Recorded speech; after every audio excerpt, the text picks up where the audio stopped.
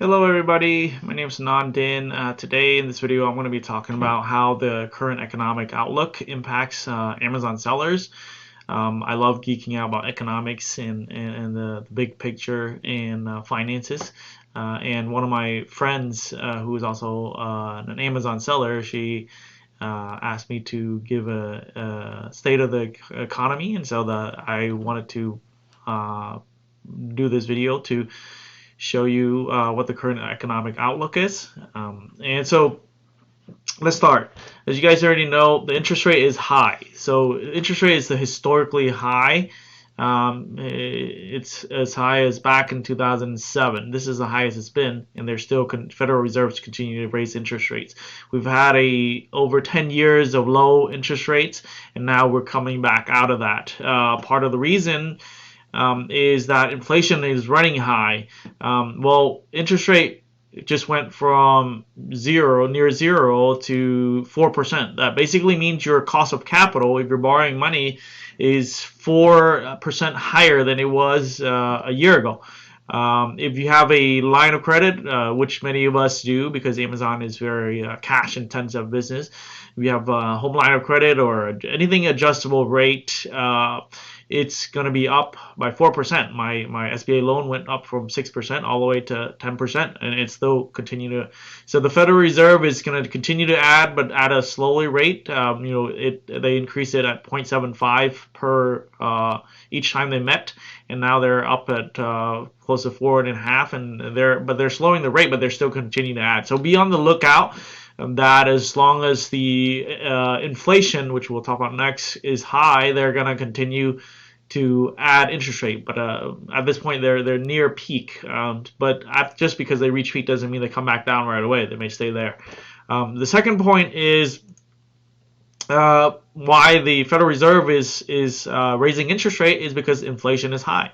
I'm sure everybody's seen at the grocery store. Inflation is the highest it's been since the 1980s. So the red one is the official inflation. It has peaked. It looks like it's coming back down because of the interest rate slowing down the economy, and all the COVID stimulus is working its way through the system. So that there's no more as long as there's no more stimulus. This inflation should continue to go down, or if there's no unforeseen events. So what inflation means for us Amazon seller is the cost of goods will continue to be high. Even if inflation comes down, it doesn't mean our costs comes down. It just stops growing. This is the rate of growth. It means that a cost grew fast, and now it may grow slower, but it's still growing over time. So even if inflation comes down to zero, your cost is still going to be at that level for a while.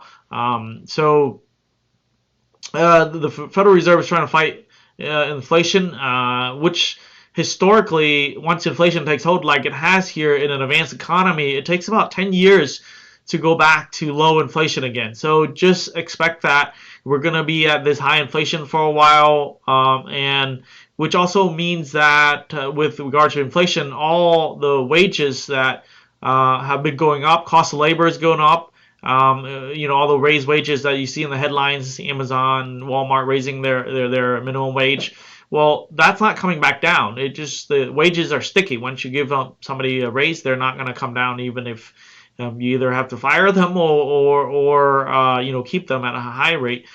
So that means that even if inflation comes down, the wages are going to continue to be high. So get used to the new higher level.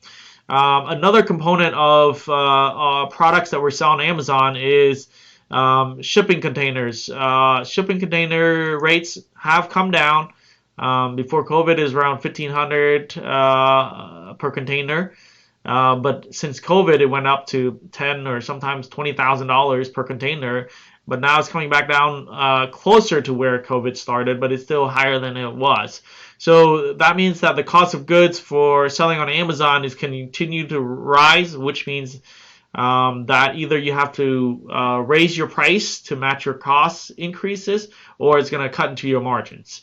Another component of economics trend is the low unemployment rate. So COVID, everybody got laid off. stayed home, but then it came down pretty quickly. And we are at historical, at near 3.5, historical 3.4, historical low unemployment rate. We haven't seen this since before the moon landing. So that means that for Amazon sellers, especially ones with employees, it's going to be harder to find qualified workers, especially warehouse workers. Very hard to find good quality ones. We in our warehouse here, we run a warehouse in North Atlanta, and we've seen a lot of ghosting when we try to hire warehouse workers, and also we're having to pay higher wages just to keep the ones that are here. So it's a bit easier to find overseas employees because of larger pools of candidates. But the key takeaway is make sure you treat your employees right and make sure the pay is competitive. And if you want to know what the competitive rates are, the website I use is glassdoor.com to kind of see the range of pay for a particular position. The next one. Okay, the next chart I wanted to show you is the job openings. In the headlines you see a lot of tech layoffs and companies, but as you can see in the unemployment rate, it hasn't been a major layoff to where it impacts the unemployment rate. Part of the reason is when people get laid off, there's still a ton of historically high number of job openings. This is way high. Back in the past 20 years, we haven't had this many job openings. So that means that all the job openings that are still out there are going to grab up the people that have been laid off. So the low unemployment is going to stay with us for a while unless the economy turns takes a dive significantly. All right, next I wanted to shift my attention to the Amazon situation. Currently, 2022 is the first year where Amazon has not grown. Because of the COVID bump, they overbuilt, and people had to stay at home and bought all those things. That's like what I call the COVID bump. That made Amazon overhire and overexpanded, but then it stopped growing because people went back to normal life. So 2022 is the first year that Amazon has lost money in a while. As you can see, it's been a while since they lost money. And they lost $2.72 billion to be exact. What that means is Amazon is subsidizing sellers. Well, guess who's going to be paying for that? So they're going to be Amazon's going to be raising the FBA fees, the storage fees, the removal fees, small and light. This is the biggest increase we've seen in a while. We've been selling on Amazon since 2012, over 10 years. And this is Q1 of 2023 this year is one of the biggest increases we've seen in a while. If you want to know what kind of increases, just go into Seller Central here and search click help, and you'll get to this page. And type 2023 changes, and then you'll see all the articles about the new small and light fee changes, fulfillment changes, storage changes, and so on and so forth. Everything's going up. Advertising cost is also going up, which is a big component of selling on Amazon. So I call that the Amazon tax. Basically, Amazon's making us pay for us sellers pay for all the losses they had. And so Amazon tax is getting higher, which means this is the biggest increase I've seen in years. But every year it's gone up.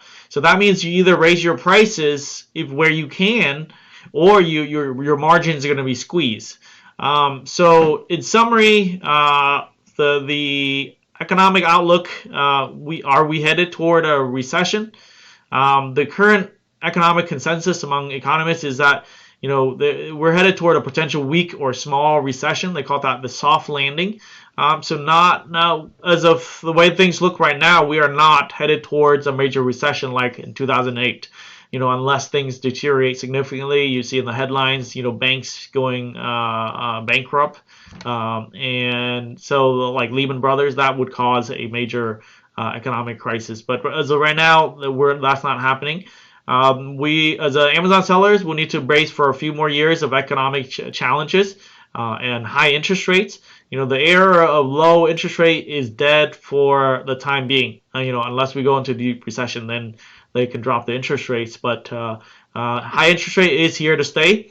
The other thing is the e-commerce COVID bump is over. People are getting back to normal patterns. So purchasing with higher prices, people are getting squeezed due to inflation. So they're purchasing less.